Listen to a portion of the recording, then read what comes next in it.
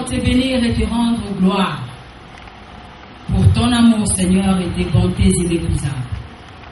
Nous voici dans ce lieu, ô Dieu de gloire, pour partager cette joie, la joie immense que tu as mis dans le cœur de nos bien-aimés, Ghislain et Maryse. Le mariage étant l'institution qui vient de toi, Seigneur, nous te sommes reconnaissants. Nous avons arrosé nos cœurs avec des cantiques, Seigneur, avec des louanges et l'adoration. Et maintenant, nous voulons, Seigneur, recevoir la sémence qui est ta parole. Car la Bible nous dit, seule ta parole, Seigneur, instruit. Ta parole enseigne.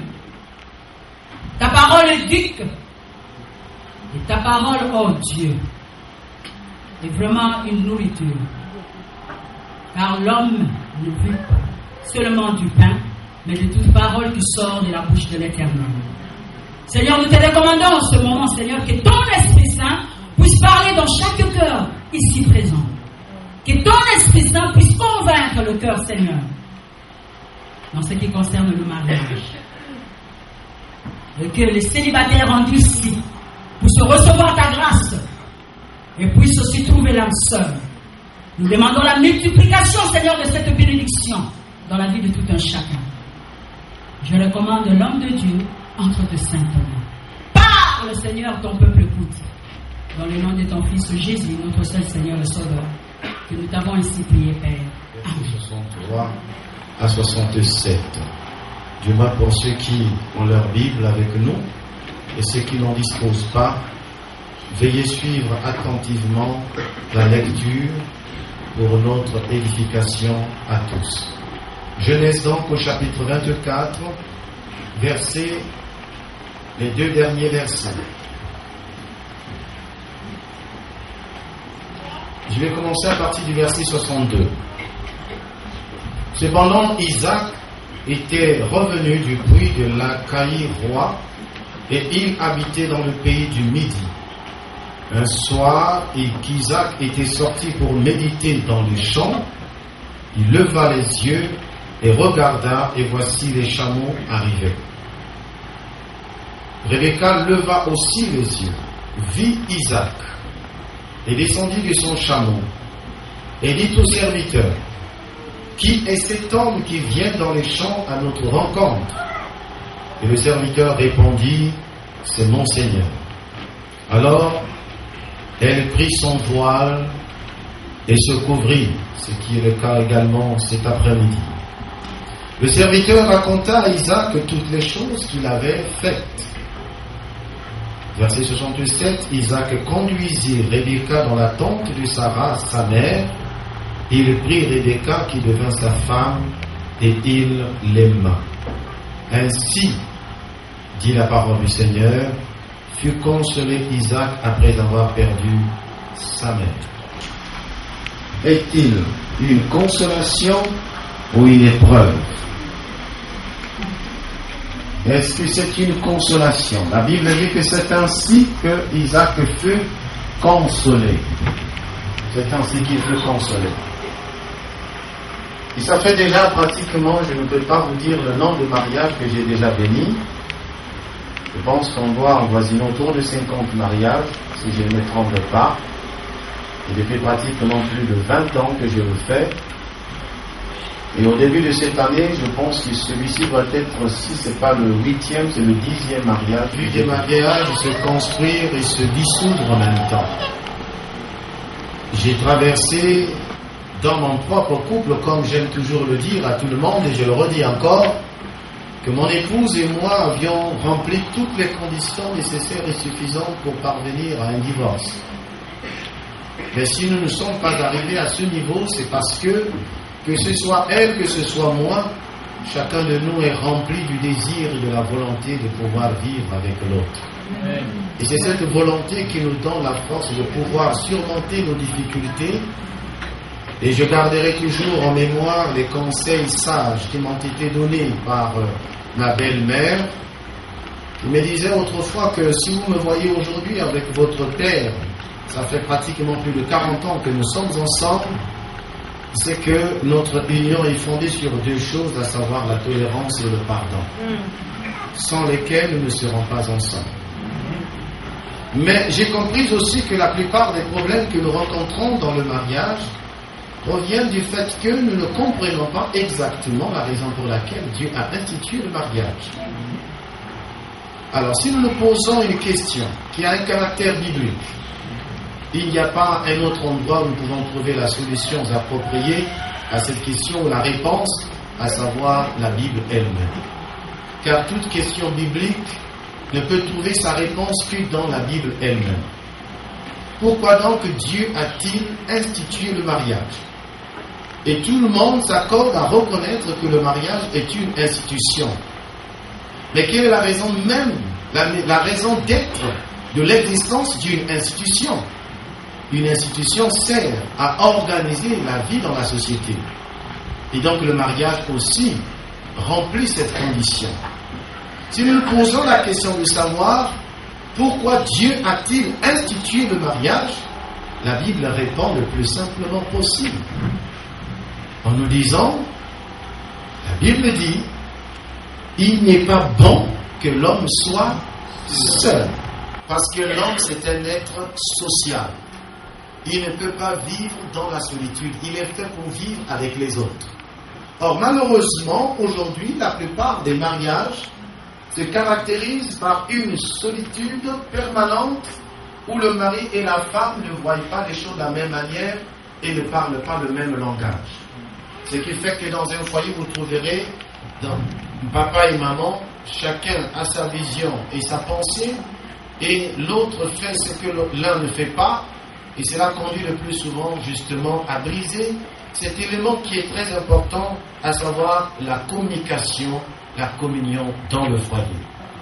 Frères et sœurs, distingués invités, nous devons retenir ce soir, après avoir lu ce texte de Genèse 24, du verset 63 au verset 67, trois choses importantes. La première, c'est que la rencontre d'Isaac et Rebecca s'est faite dans le champ. Pour que nous sachions que le lieu de notre rencontre est très déterminant et influence ce qui concerne la suite de notre vie. On ne se rencontre pas n'importe où et n'importe quand. Plusieurs d'entre nous aujourd'hui ont du mal à vivre leur mariage parce que très souvent ils se sont rencontrés dans des conditions qui ne sont pas agréables à Dieu.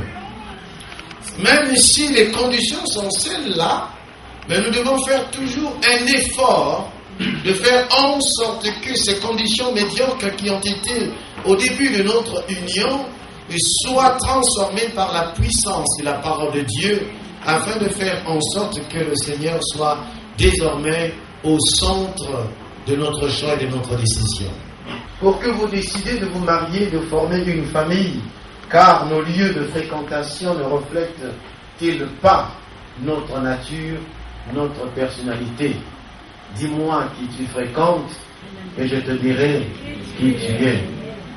Alors, la deuxième chose, frères et sœurs, que nous devons retenir, c'est que le choix de Rebecca n'a pas été directement le choix d'Isaac. Ce n'est pas Isaac qui a fait le choix. C'est le serviteur d'Abraham. Et Dieu est tellement sage qu'il a disposé les choses de telle sorte que, une fois que Rebecca était arrivée auprès d'Isaac, elle n'est pas allée directement dans la tente d'Isaac pour ne pas que plus tard qu'Isaac puisse avancer les raisons selon lesquelles c'est la femme que vous m'avez donnée comme l'autre dans le jardin d'Éden qui avait justifié les faiblesses de son manque d'autorité et de responsabilité vis-à-vis de son épouse, à savoir elle.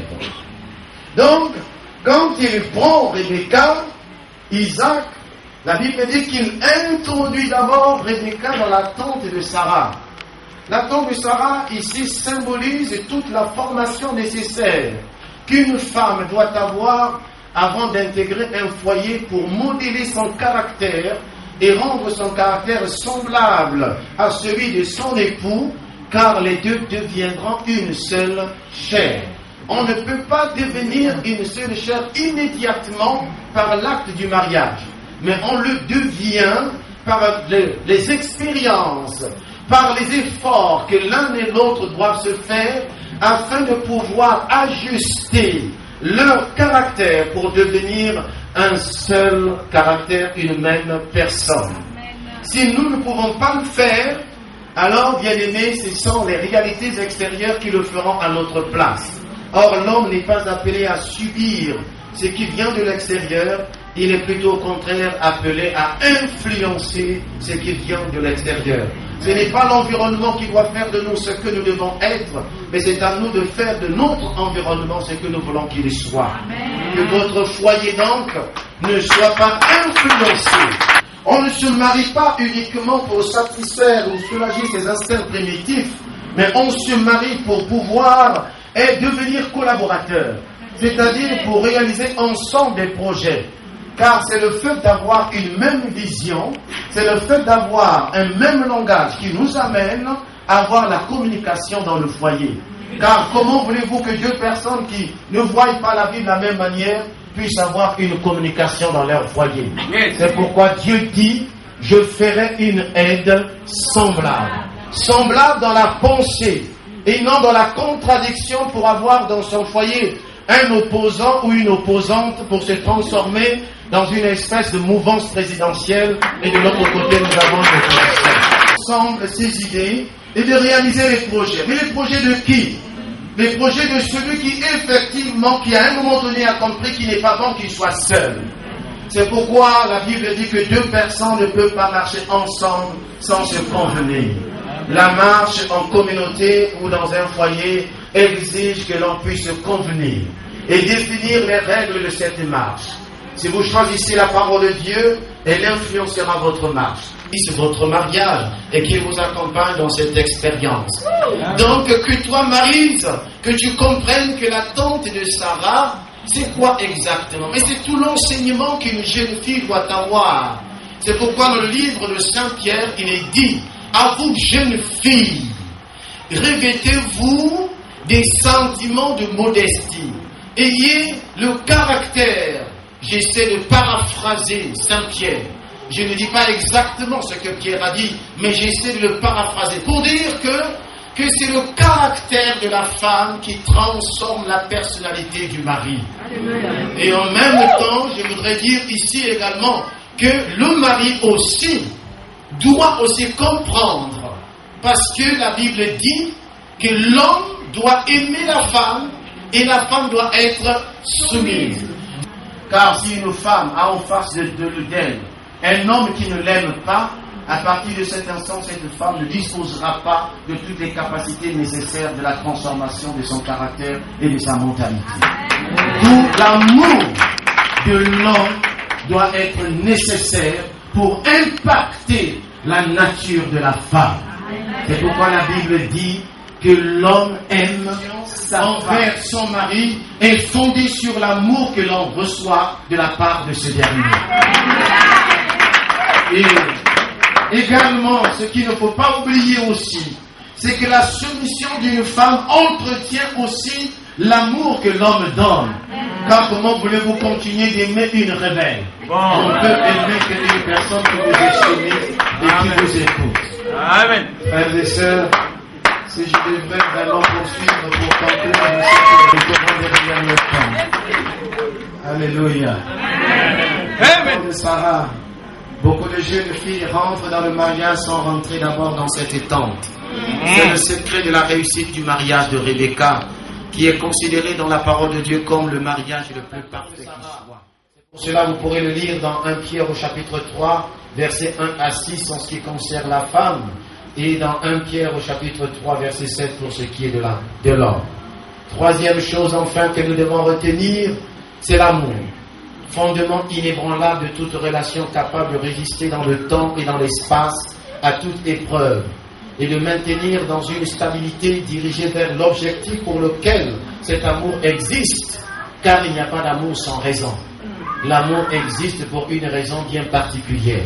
C'est pourquoi on se posera toujours la question de savoir pourquoi j'aime mon partenaire, pourquoi je suis avec lui. Mais l'explication à cette préoccupation nous amène à comprendre qu'on peut expliquer l'amour.